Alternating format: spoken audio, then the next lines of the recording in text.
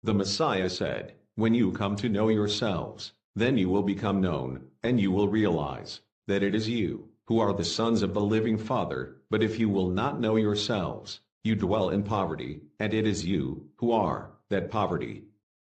Magandang gabi mga kapatid. Yes, good evening po, mahal na hari. Maraming salamat sa inyong lahat dahil kayo ay nagugol ng inyong panahon, ng inyong oras para makasama sa gabing ito dito sa session.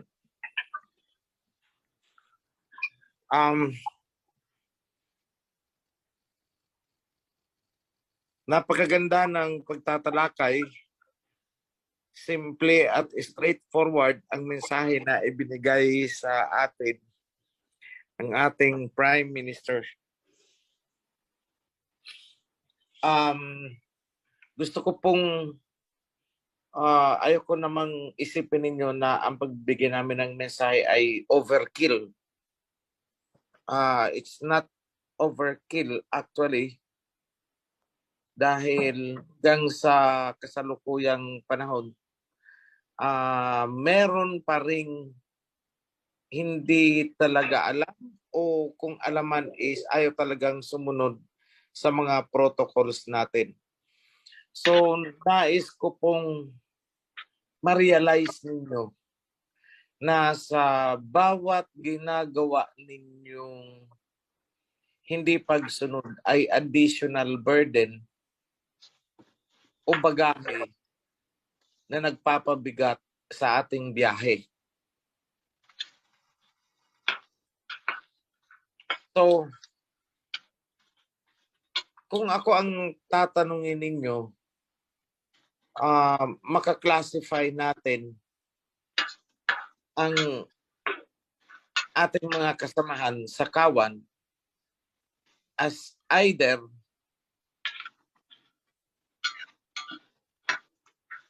nakakatulong, neutral, o nagpapabigat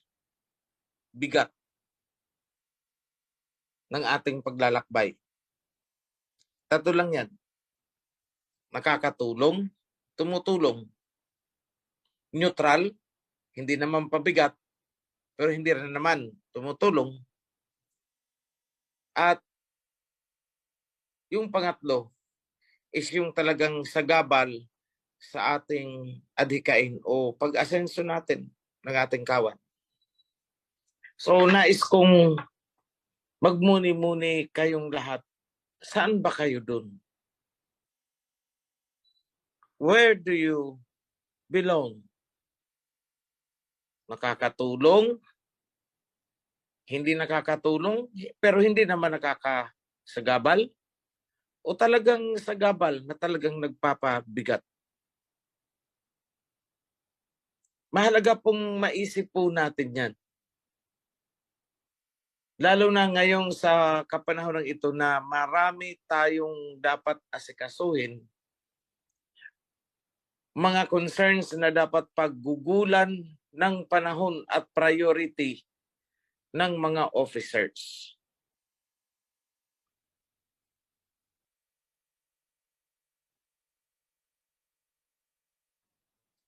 Sa muli, gusto kong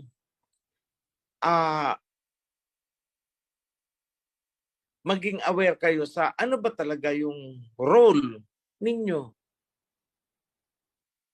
sa loob ng kawan.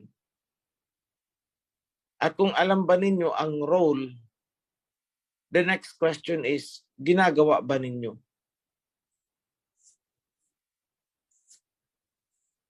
Kailangan pagmuni-munihan natin yan. Kung ginagawa natin ang ating mga role, are we doing it with all our heart, with all our mind, and with all our whole being? Pansinin ninyo, buong puso, buong isip, at buong pagkatao. Marami sa atin ang pinaiiral ay buong puso lamang at hindi kasama ang isip.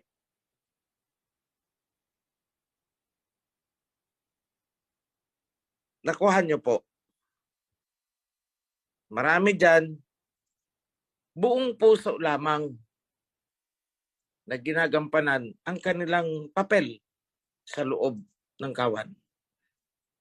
Buong puso, pero hindi buong isip. Pero kung nakita ninyo kanina ang binasa, tinitigan nyong mabuti at inunawa ninyo yung verse na ibinigay ni Priest Sinan sa Mark chapter 12, verse 30. Let me recap it again. Love Yahweh your Alhayam with your whole heart and with your whole being and with all your mind and with your full strength. Mahalin mo si Abay Hawa. Ngayon,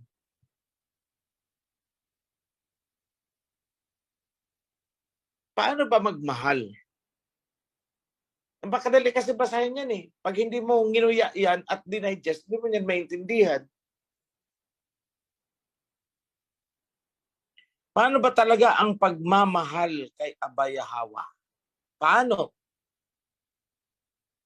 Hindi yung weng, lumipad. Basta ako'y tumutuwad, tuwad din ako. Mahal ko si Abay Hawa. Iyak, kapaluha-luha, tigmaak ng luha. Maybe mahal mo si Abay Hawa, minamahal mo buong puso, pero wala sa isip. Pero tandaan nyo, ang hinihingi niya, buong puso, buong isip. Hindi pwedeng puro buong puso tayo, emotional ka lang. Pero ang mga decision making mo, lalo na kung ikaw ay isang leader, ay mali-mali. Bakit? Paano ko nasabi? Kasi hindi ka sumusunod sa protocol. Hindi mo sinusunod ang mga instruction. Hindi mo sinusunod yung mga procedures. Kaya pag nasita ka, anong gagawin mo? Magsisentimiento ka. Magpapaka-emotional ka.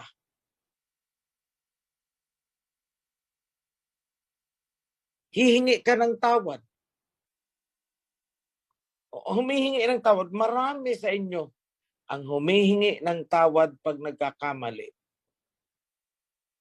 Pero sa totoo lang, hindi talaga nila nauunawaan kung ano ang dapat nilang ihingi ng tawad.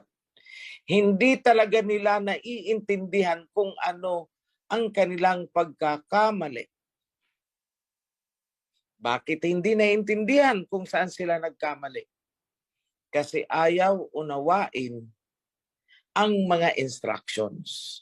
Kasi kung alam mo ang instruction, alam mo kaagad kung saan ka nagkamali. Di po ba? Napakasimple nun. Ngayon, balikan ko yung tanong. Paano ba talaga ang paggagawin itong love Yahweh your Alhayam?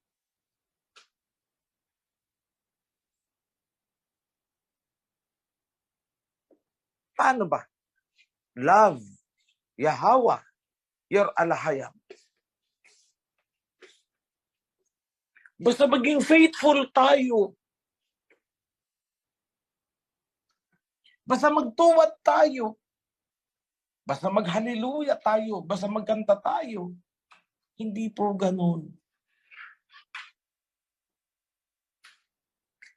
How do you define the word love? In so far as your relationship with Abay Hawa is concerned.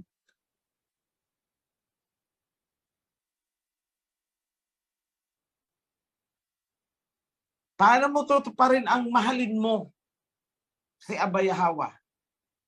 In so far as yung relasyon mo sa kanya ang pag-uusapan. How? Napakadali kasing sabihin ang love Yahweh.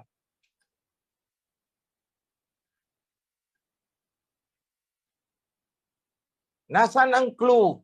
Kasi ito, doktrina ang ipinapasok dito ng mga sekta eh. Pero nasaan ang clue? Naandyan po sa Book of Revelation.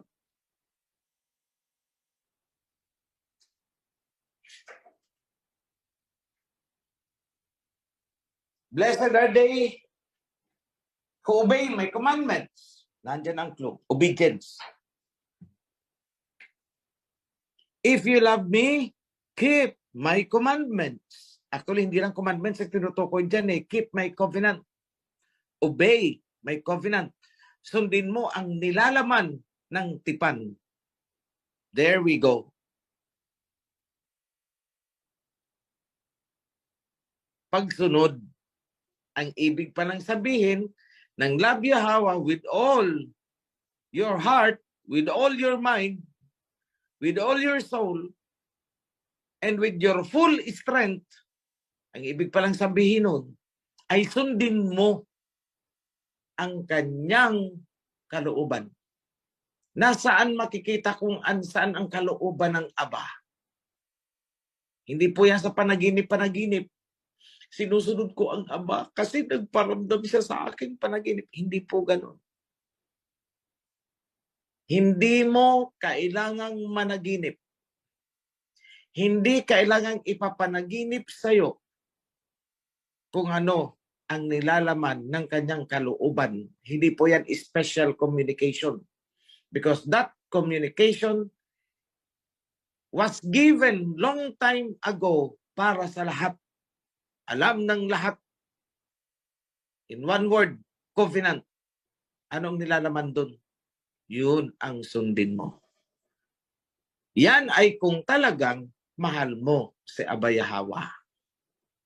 Obedience is the bottom line.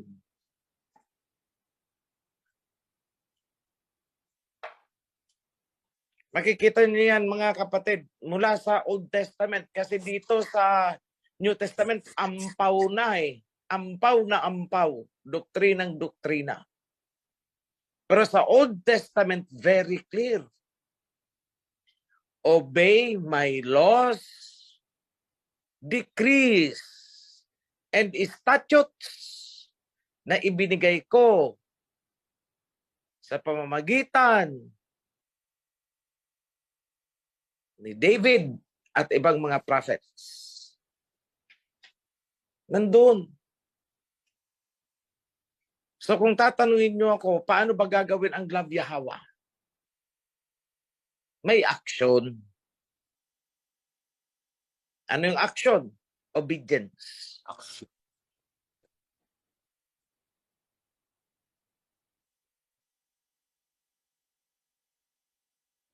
Hindi lang puro puso. Hindi po puro puso ang pagmamahal. Remember, buong puso mo, buong isipan, buong pagkatao, at buong lakas. Yan po ang pamamaraan. Pagsamasamahin mo yan, that is love Yahweh. Ibig sabihin, obey with all your heart. Obey with all your mind. Obey with your whole soul. And obey with your full strength. Full strength means dedication.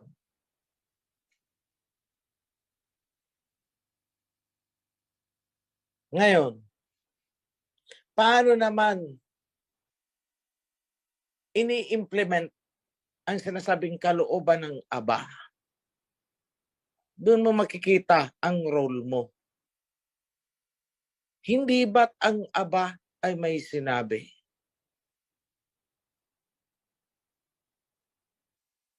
Rebuild the kingdom. There we are. You are a citizen of the kingdom. Sa kingdom, may mga leaders na nagpapatupad. Kaayusan at lahat.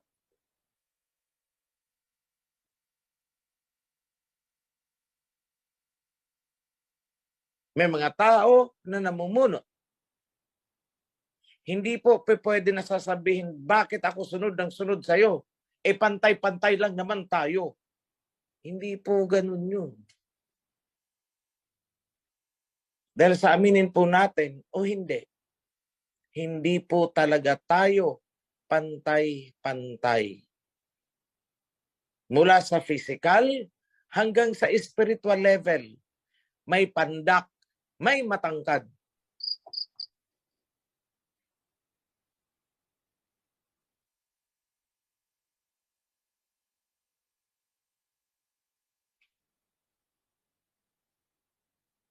May matalino, may medyo slow learner. Hindi pantay. At mismo ang katawan mo nga, hindi pantay eh. Marami kayong hindi pantay sa katawan. Kanang kamay mo at kaliwang kamay. Kanang braso, kaliwang braso. Equal ba ang lakas niyan? Di ba hindi? May kaliwete, may kanan. So hindi pantay. Kaya wag niyong sasabihin na lahat tayo ay pantay-pantay. Hindi po.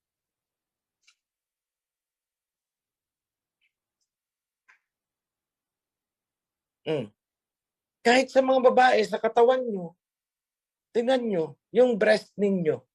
Di ba hindi pantay? Magkasing laki ba talaga? Hindi po. Kahit sa mga lalaki. Tingnan nyo. Yung itinatago-tago ninyo, manalamin kayo. Hindi pantay. Yung paa ninyo, subukan ninyo. Marami dyan, mas malaki ng konti yung kanang paa kaysa sa kaliwang paa. Hindi pantay. Ganon din po sa loob ng kawan. Meron talagang mga gifted to become leaders. Meron talagang mga gifted to become preachers. At meron talagang namumukod-tangi na maging messenger. Hindi po pwede na maraming messenger. Bakit?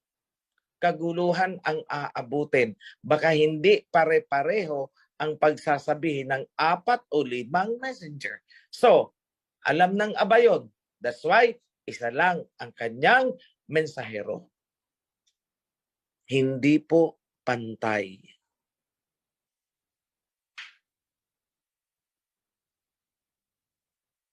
Maging realistic po tayo. Huwag tayo puro drama.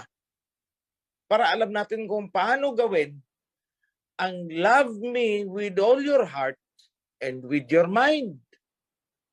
Which is, sabi natin, to love means to obey His commands and instructions. Sino ang nagdadala ng instructions?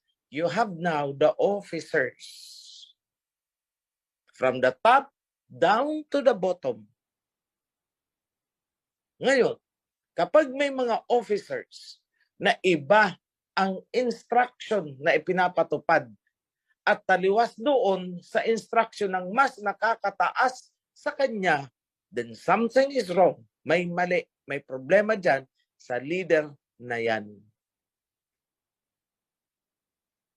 Hindi niya nakuha ang sundin mo buong puso, buong isip. Nagkulang siya sa buong isip. So dahil ipinag-utos siya ng aba na buong puso, buong isip, buong pagkatao, buong lakas mo. 4 yan. Ibig sabihin, meron ka palang responsibilidad. Kung ikaw ay namumuno, meron kang responsibilidad na alamin kung ano ang dapat ipatupad at paano ipapatupad. Minus the drama.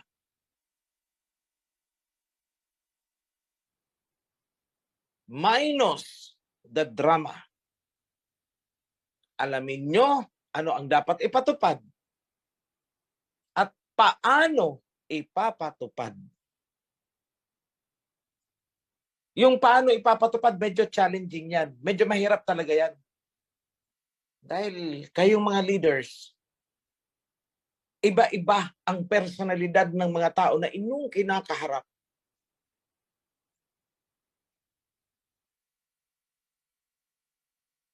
Meron diyang makukuha mo sa malumanay na salita. Pero meron naman diyang hindi mo makukuha sa malumanay at kailangan ang karinyo brutal. Yun. Iba-iba ang personalidad ng bawat tao. So, yung paano magpapatupad is very challenging. Pero yung paano, ano yung ipapatupad, medyo madali lang yun. At kung hindi mo talaga alam kung ano ang ipapatupad at paano ipapatupad at bakit ipapatupad, kung hindi mo maiintindihan, what should you do? Newly appointed CC ka. What should you do? Then ask, magtanong ka. Kanino ka magtatanong? Ay depende sa content o sa issue na kinakaharap mo. Depende sa concern na kinakaharap mo. Kung hindi mo alam, kahit isang priest, magtanong ka, priest, sino ba ang pwede kong kausapin tungkol sa concern ko na ganito, na ganito, na ganun? Eh, imposible namang wala kang kilala kahit isang priest. At hindi nyo pwedeng irason na wala akong priest na makausap eh. Bakit? Bawat chapter may itinalaga akong Joshua. Kapitana, kapatid, may kinakaharap kaming issue. Gusto namin magtayo ng HOP. Paano ba namin ito sisimulan? Yan ay kung sumusunod ka because you love Yahweh, yan ay kung sumusunod ka ng buong puso at isip. Minus personal agenda. Ang iba dyan ayaw talagang alamin ang rules. Kasi meron silang personal agenda. May ibang adhikain.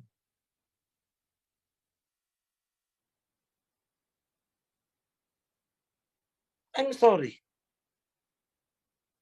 But you need to change. Why? Because you are part of the kingdom. Bahagi ka ng kingdom. So kailangang makiayon ka sa galaw ng kingdom.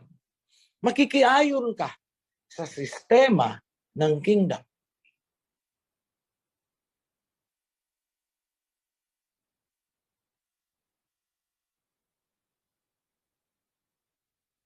Napakasimple.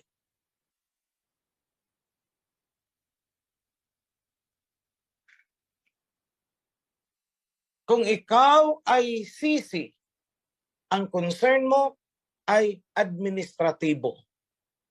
Paano patatakbuhin ang kawan? Kung may project, paano pakikilusin? Doon ka.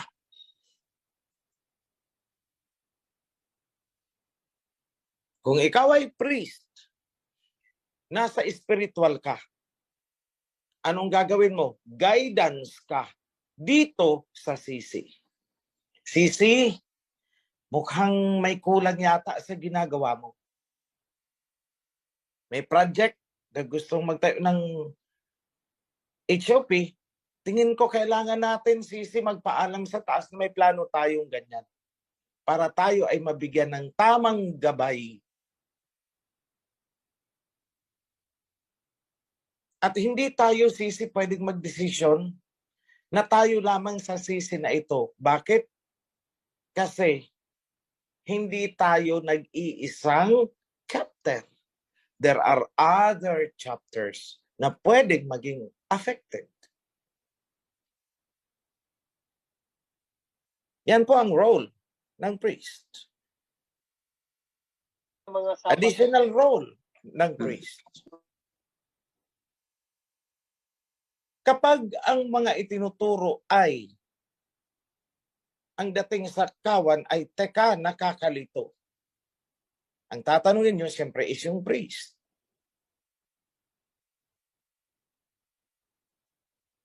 Pero kung ang concern naman ay may project at kailangan nating kumilos, ang sisi. Kung ang concern naman is paano ang pananalapi, treasurer. That is the division of labor. Do not violate. Do not step on the jurisdiction and responsibility ng ibang officer. Rather, collaborate. So I must say, kung ikaw ay treasurer, huwag mong pagungunahan ang sisi. At huwag kang magdidesisyon concerning money matters na hindi approve ng sisi. Ikaw naman sisi, hindi ka basta-basta mag-a-approve ng isang project na hindi nyo kinonsulta ang buong kawan. More so, huwag kayong magsisimula ng isang proyekto na hindi na nga naikonsulta sa buong kawan, walang consensus. Worse, wala pang alam ang itaas. What will happen to you? Disaster. I have proven that so many times. So many times. Maliban na lang kung disaster talaga ang gusto nyong mangyari sa atin. Remember this, at the end of the day, makikita at lulutang kung ano man yan na dapat makita at dapat lumutang. Walang matatago.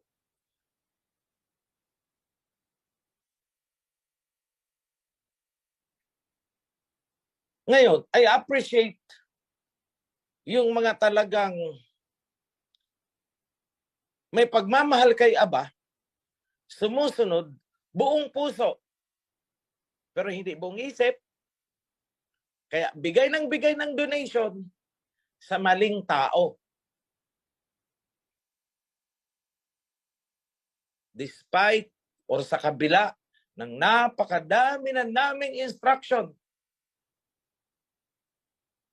At hindi na pwedeng itanggi na hindi namin alam eh.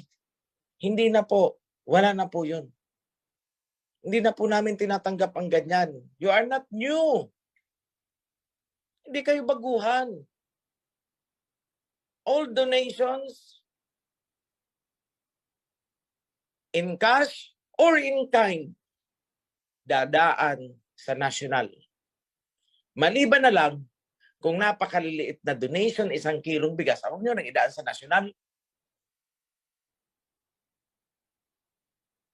Pero kung para na sa pagtatayo ng HOP,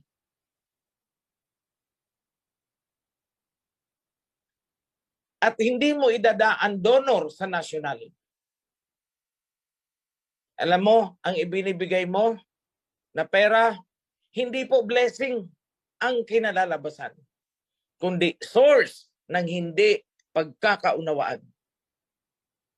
Yan ang fruit of disobedience. Ang iyong handog ay hindi naging katanggap-tanggap. Bakit? Nagdulot ng hindi maganda. Oo, andun ako. Buong puso kang sumusunod. Pero hindi buong isip. Magkaiba po yan.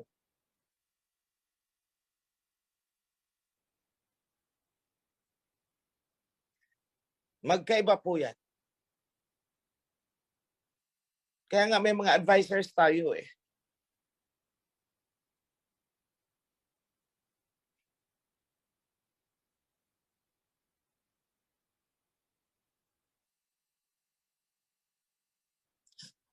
Sige, Bulacan, mag-permission to live ka na.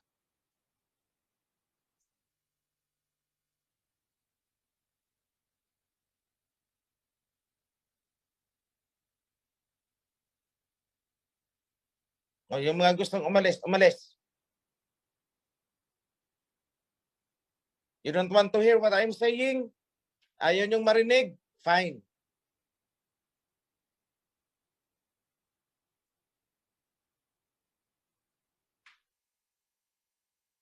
Ito ang sabihin ko sa inyo. Basahin niyo ulit ang Ecclesiastes chapter 8, verse 2.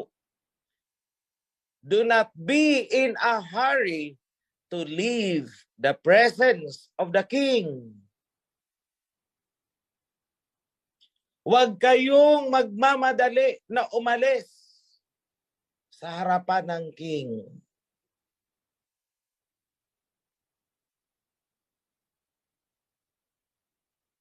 Basahin nyo nga buti yan.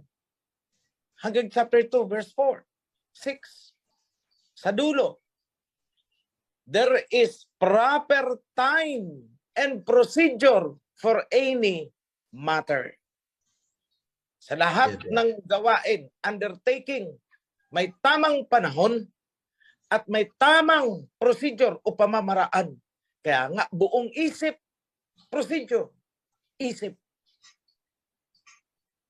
Kaya lang hindi nyo marirealize yan. Kung sa tuwing ako'y magsasalita, kayo ay nagmamadali. Pero anong sabi sa Ecclesiastes? Huwag kang magmamadali na umalis sa harapan ng hari.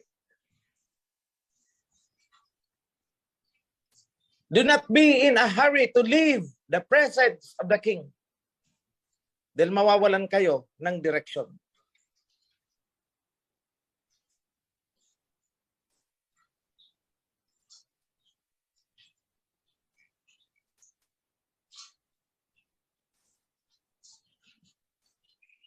That's the problem. When we give instructions, you are in a hurry to live. Permission to live, permission to live, permission to live. Ano kaya't kung may kailangan kayo sa national at gusto nyo akong makausap, at habang kayo ay nagsasalita, ako ang maglagay ng permission to live, what would you feel? Ano mararamdaman nyo? Ang bastos naman itong king na to. Nagsasalita ako, iniwanan ako. Diba yan ang sasabihin nyo?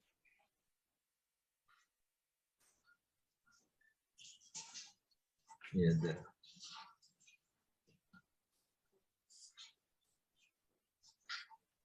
Correct me if I'm wrong. So this is now about code of conduct. Ethics. Tila yan ang kulang sa atin.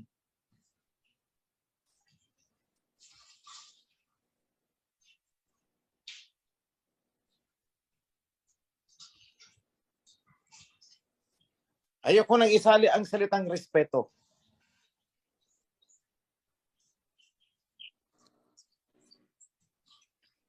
Kasi, sasabihin nyo na naman, masakit ako magsalita. Hindi pa ako masakit magsalita. Alcohol po ako, alcohol. Pag wala kang sugat, kahit buhusan kita sa balat mo, hindi ka aaray, hindi ka masasaktan. Bagkus, ang sarap sa pakiramdam. Di ba? Sinong nasasaktan sa alcohol? Yung may sugat.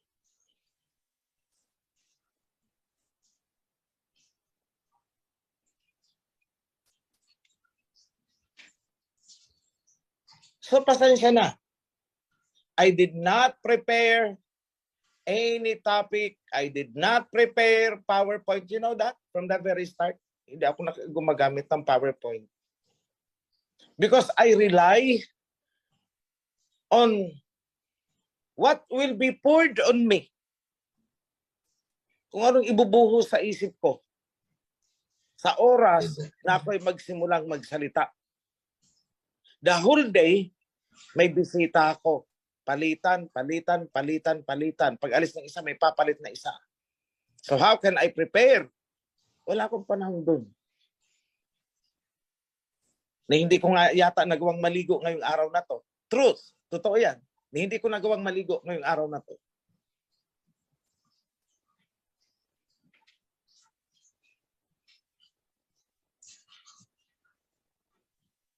But I would say na nagkukulang ako ng paalala sa inyong lahat. I would not admit that. Because I dedicate